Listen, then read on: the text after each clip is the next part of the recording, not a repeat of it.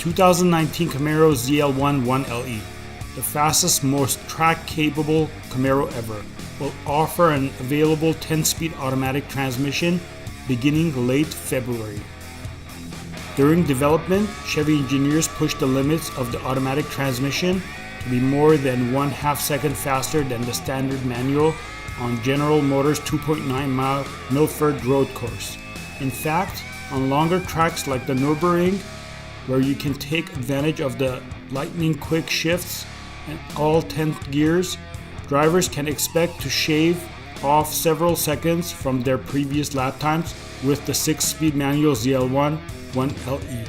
Not only does the 10-speed transmission save time at the track, it gives customers more performance options. The automatic provides standard paddle shifters for when they want a more engaging experience.